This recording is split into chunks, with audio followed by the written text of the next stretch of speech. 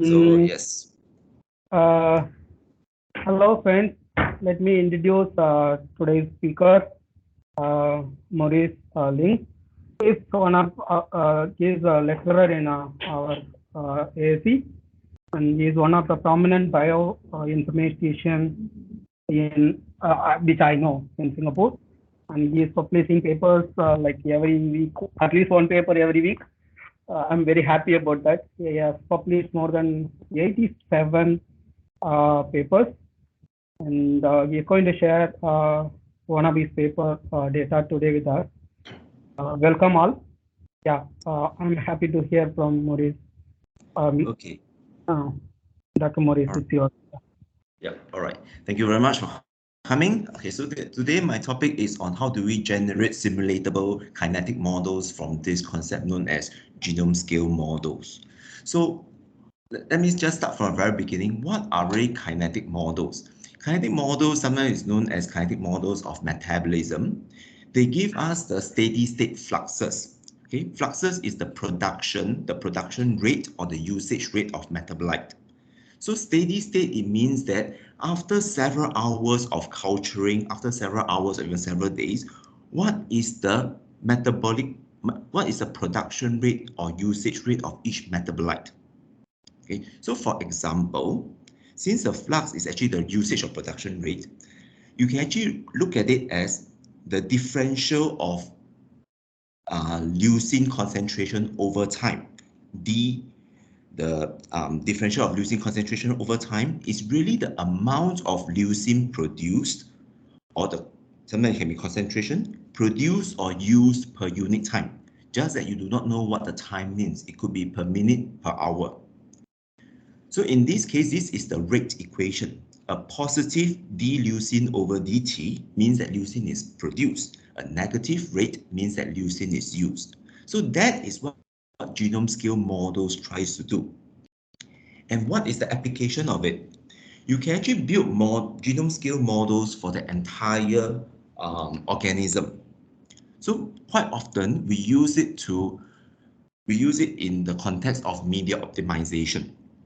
So for example, let's say you have your yeast cell, your bacterial cells, and you want to optimize the media. For example, can you add more glucose, add another nutrient A, kind of just vaguely called nutrient A, glucose, you add another vitamin. Will it affect the rate of your production, the production rate of the metabolite that you want after maybe 6 hours? So this can have a lot of implications.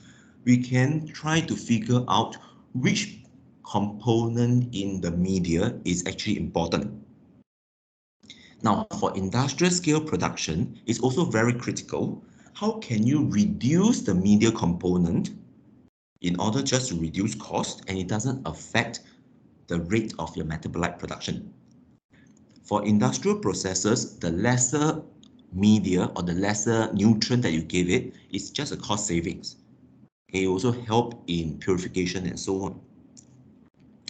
The second use of genome scale models is that you can actually use it to predict how can you do different gene knockouts.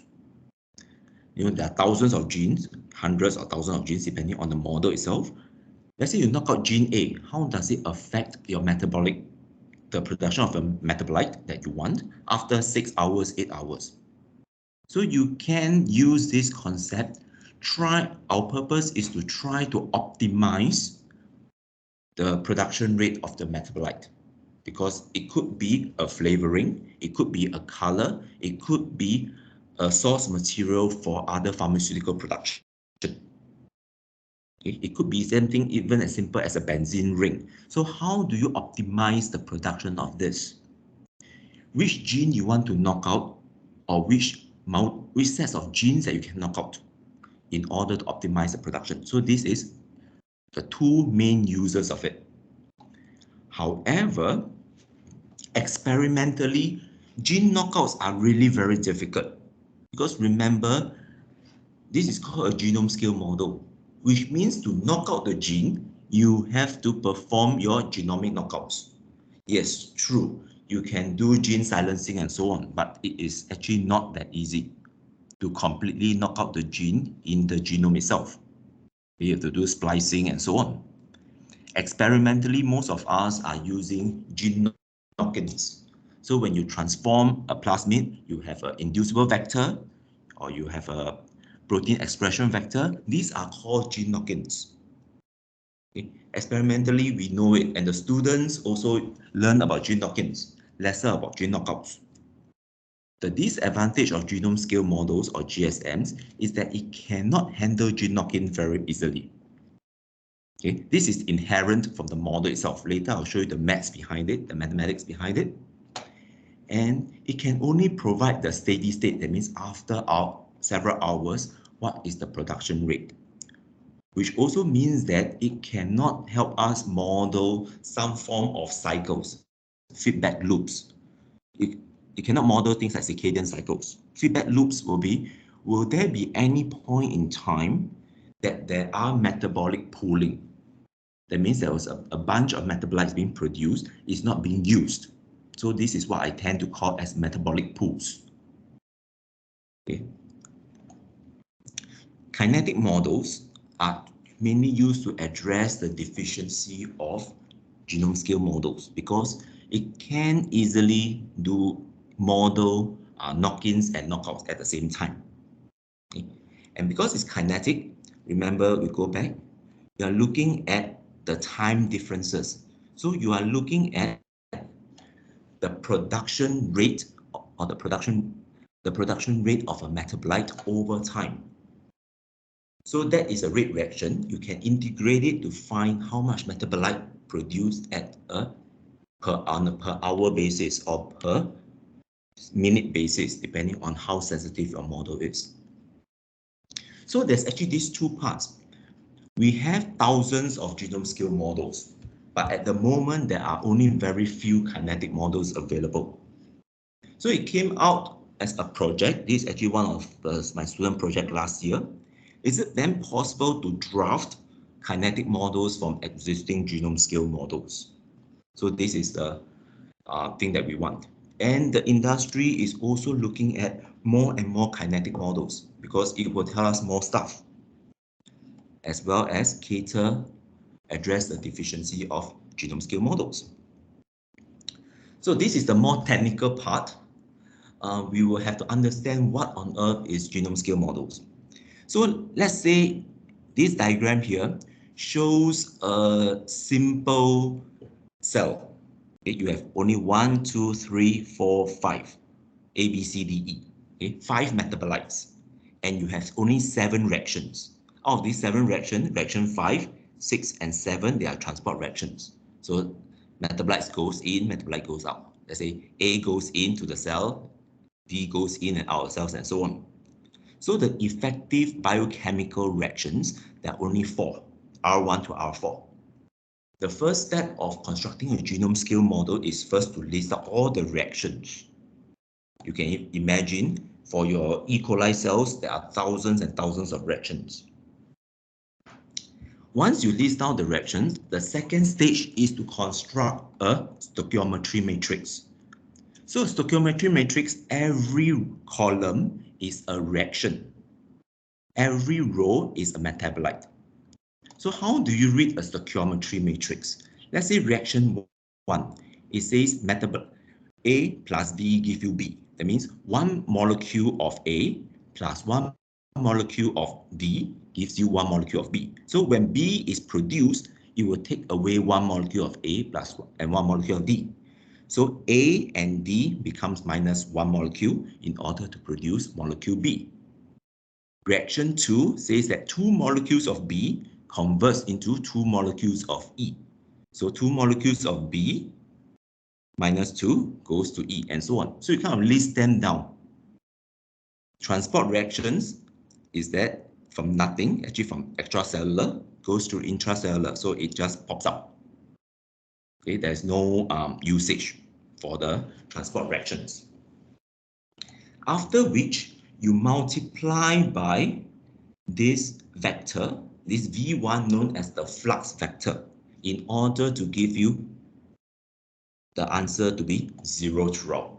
So being 0, it means that it is in a steady state. Okay. So if you kind of a bit rusty with matrix algebra, this is how you calculate it. You take the first row, multiply by the column matrix. So you take 1 multiplied by V1 plus 0 multiplied by V2 plus 1 multiplied by V3 and so on and so forth. Add them up, should give you 0. The second metabolite, you do the same, gives you 0. So you keep doing that. Essentially, what you are trying to do is based on the stoichiometry matrix and the result of the matrix algebra, what is your vector? What is the flux, which is V1 to V7? Okay. Now, this is not a easy task. Because why? It means that you have to mathematically solve from V1 to V7. Now, there are only 7 reactions. So you have 7 fluxes. Okay, so I made some error here. Just change this. So if you have 100 reactions, so if you have 100 reactions, it means that you have to solve 100 simultaneous equations just to find V1 to V100. Again, matrix is difficult to solve because there's no such thing as matrix division. You cannot take 0, divide by stoichiometry matrix to give you V1 to V7. It doesn't work. There's no such operation in matrix algebra. Okay. So what you are trying to do is essentially trying to figure out the flux vector so that the outcome is consistent. So this is actually the baseline of how genome scale models is constructed. But in reality, it's a lot more difficult. For example, how do you know that the reaction follows a certain condition? That means A plus D gives you B and so on. The original paper about genome scale model construction is in 2010, published in Nature Protocol, outlines a 96-step process. Okay, so you think about it, you have to collect a lot of experimental data, and you have to determine each reaction stoichiometrically. Quite often, you have to do a carbon-14 trace throughout the whole cells, throughout the whole cell and the pathways to actually figure out what is happening. Okay, so for most of the time, one genome scale model is one decent paper. Okay, so there's a lot of construction, and it's also pretty hard to figure out where are all the gaps, because we still do not know every single chemical reaction happening. And we also do not know, for example, does every enzyme, are they stat specific? Or are they lower specificity, broad specificities, and so on? So they can be rather confusing for us. So it's the 96 steps in essence. Okay. Now, why do I say that genome scale models is very easy to do knockouts? Let's say I want to remove reaction 3. That means I want to remove this enzyme that goes from E to A. So I remove reaction 3. I'm just removing this column, the red column, and removing V3. So I'm just removing one of the columns and one row in the stoichiometry matrix and the flux vector respectively. And the whole reaction will still work. The whole model will still work. So it's easy to remove, but we find that it's very difficult to do gene knockouts. So we want to do gene knock-in. We want to do transformation. In gene knock-ins, it's even worse. Yes, assuming that you know your enzyme. For example, we have R8. This R8 we want to put in. R8, I produce a metabolite F. a new metabolite, which is basically A plus C gives you F. Okay, so the stoichiometry matrix work, but what is the number that I'm going to put at the last row? So much so that the whole balance equation still gives you a steady state. Isn't this as good as every time you put a reaction in, you are really rebuilding the whole model yourself, and in reality going through all the 96 steps? Maybe you don't have to go through 96 steps, even 40 steps will kill most of us. That is why genome scale models is very difficult to do knock-ins. Because once it's out of balance, sometimes the simulation doesn't work. It will give you very weird results. Okay. If you think about it, if the end result is not a vector of zeros, okay, if the end result has some other values that is not equal to zero, that means the cells are actually getting metabolites out of the air from nowhere. If the final vector has a negative value, that means the cells are losing metabolite into the air as well. Okay, basically into nothingness. Okay, which over time you find that the reaction, the simulation doesn't work or give you weird results. Okay, but experimentally it's much easier to do knock-ins. So then we ask a simple question: can we reverse the reaction from the stoichiometry matrix, since the genome scale model gives us the stoichiometry matrix? Because what we want is getting from the stoichiometry matrix into the reactions. We can actually do that. And by doing so, once you get back the reaction steps, the list of reactions, we can actually reconstruct to our hypothetical cell ourselves by mapping all the reactions. Okay, so this is the whole process that we propose of converting the genome scale model to the kinetic model. If we can go from the stoichiometry matrix back into the cell, so this is where we end up with. Can we say the same thing? How can we build the kinetic model from the pathways that we are given? Okay. So in order to do that, we have to have some assumptions. Okay. So these assumptions is exactly what we taught the students in synthetic biology.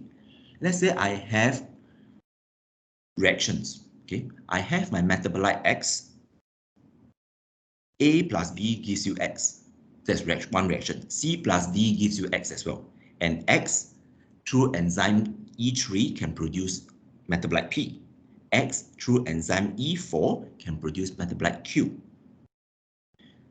So what I can do is the amount of metabolite X over time is fundamentally the total production of metabolite X minus the total usage of metabolite X.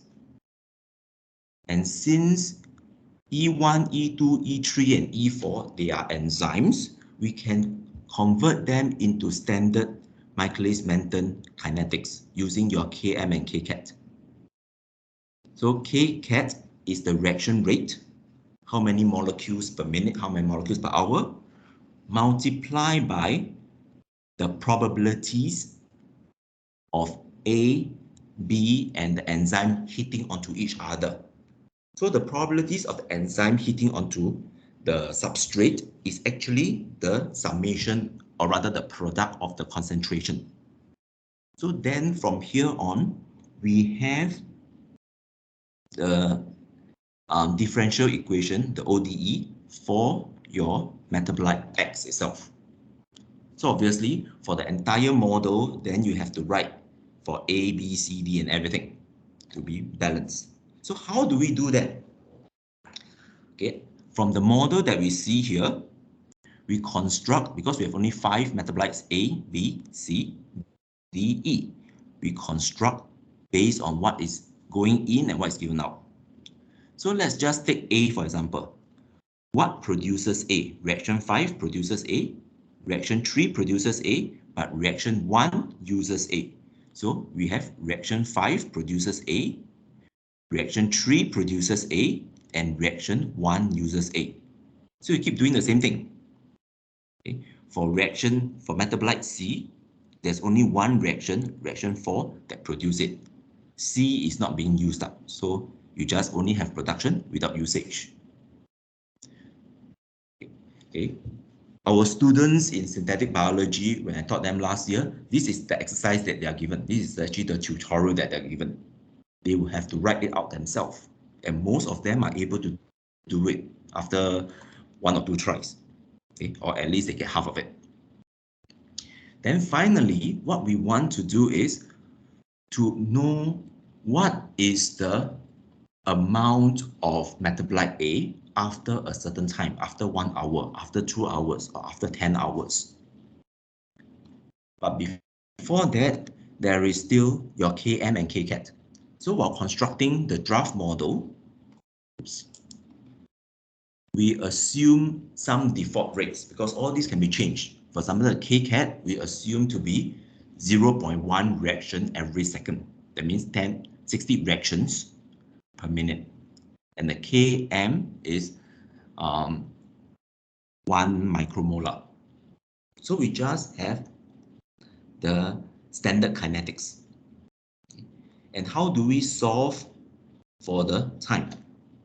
Just integrate all of them for between 0 to 1800, that is 5 hours. Okay, so there are computerized systems for integration. And it's actually not that fast, but it's efficient. You don't have to do it by hand. Okay. So once we have that, we want to test whether does our algorithm works. So we test using 3 models. Our test stage is the model or our algorithm must be able to convert from GSM to KM, and the resulting converted KM, kinetic model, can be simulated. So we choose 3 models. One is called your E. coli core models, consists of 72 metabolites, 95 reactions, and only 137 genes. So it's actually the core, the central biochemical models of E. coli. Okay, it's used in a lot of testing. A bigger model is AIF 1260. 1260 because it's about 1,260 genes. So it contains 1,668 metabolites and about 2,000 reactions. So this is a decent sized model. Then I look into the database. Let me just expand it. Okay, can I do it? Can I convert the biggest model I can find? Okay, so this Recon 3D is actually the human metabolism. Okay, although it only contains 2,000 genes, 2,200 genes, but it contains 10,600 reactions already. So this is the biggest. So if we can convert and simulate the biggest, then at least we know that our codes, our algorithm is kind of scalable. It will just take more time. Yes, indeed, it takes more time. Okay. So from our E. coli model, we are able to draw a diagram how different metabolites behaves. That means what reproduce what and so on. So we are able to draw it out. Okay, so at least we are able to get the reaction out. And from the reaction, we find that we can construct the kinetic model and we can run a simulation. So we look at the metabolite concentrations, that some of it increases, some of it drops. We are not exactly bothered with are these metabolite concentrations correct or not. We just want to see some variations to tell us that, okay, what we are doing can be simulated. Okay, that's the main thing. We are not interested with how accurate the simulation is because the the kinetics, that means the Km and Kcat are all default values. We are saying that all the enzymes work at the same rate, which is not the case. But at least we are able to show something works. That's the main part.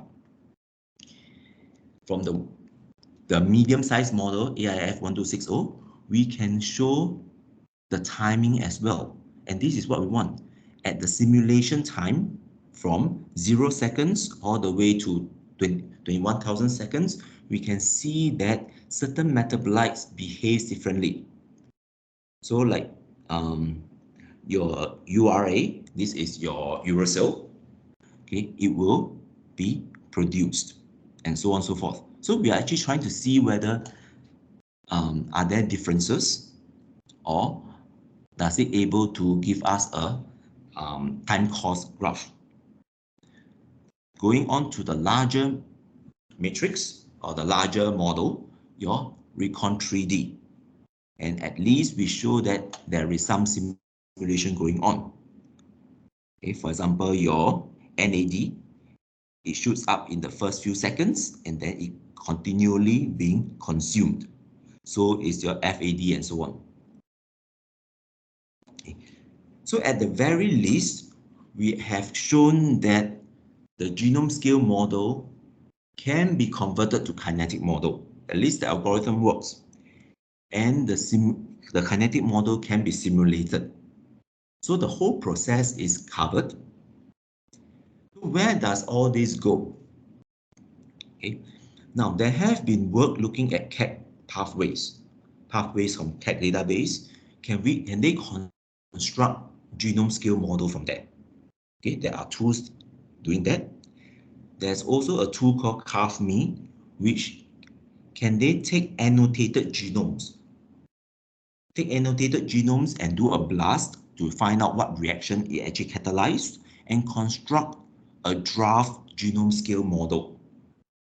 So it was actually published in Nucleic Acid Research, and these researchers are actually very interesting. In order to show that CarveMe works, they actually convert more than 5,000 annotated genomes into genome scale models. So fundamentally, they have produced in one paper 5,000 models. Okay, although it's not easy, it doesn't run very well and so on, but at least the model is there. For us, we want to convert into kinetic models. So this is what this study is about. Convert from genome scale models to kinetic models. And from there, we can try to learn about the signaling as well as the regulation. So these are the two most important parts that we want to get out of it. Okay. So these are some of the publications from over the years, since the first student that I have in DP AGA, all the way to just last month. Okay. So this work is mainly done by Nabil and Zijue. They are the main person working on it. However, the back-end work, there's actually a lot of support from, I would say, generations of students, batches of students. So this is actually part of the student project. And currently, Nabil and Zijue is also working, can they parameterize the model itself?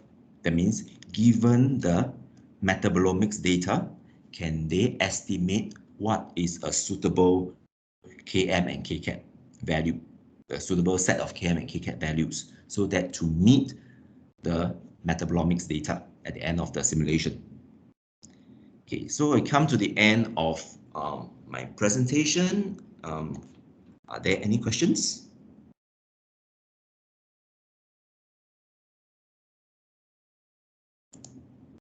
Hi, Maurice. Very nice talk. Thank you very much. The floor is open for questions. Anybody has any doubts? Yeah, can ask. Okay, I will start myself first. Yep. If we say, I work in rice functional genomics.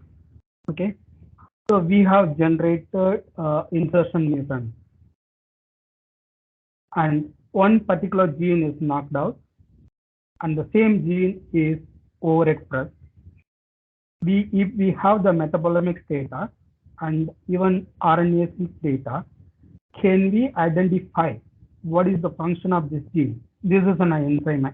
we know this is an enzyme, but is it possible to pinpoint or identify the role of this particular gene using your model?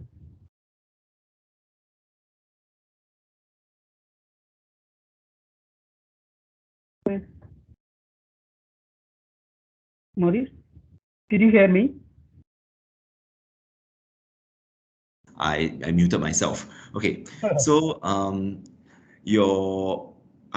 so you have an enzyme that you know is catalyzing some reactions, just that you do not know what reaction is catalyzing. Yes. Okay. We don't Yes. know the substrate, we don't know the product. Correct. But if the moment you put it in, so the moment you transform into the cell and express it, okay, you know that the whole metabolic profile change. Yes. Yes, technically it's possible to work backwards, but not directly yet. But you have the concept. The idea is it's possible to work backwards. It's not impossible. It's possible to work backwards. Just that we have to sit down and think about how to do it. Okay, The this is model a personal question. Yeah, I can discuss with you in offline this one. Yeah, I the can model show what I help. have and things like that.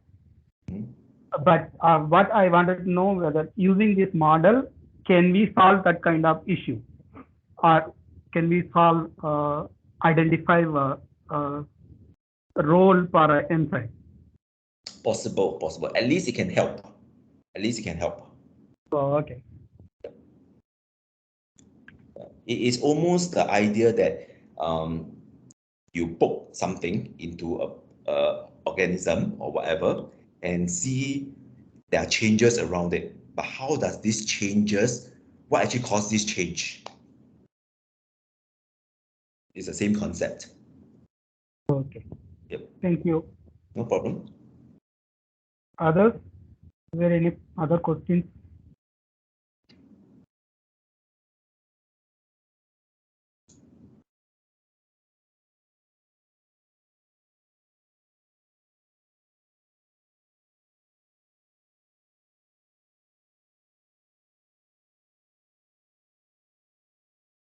No, Any there. other comments, guys?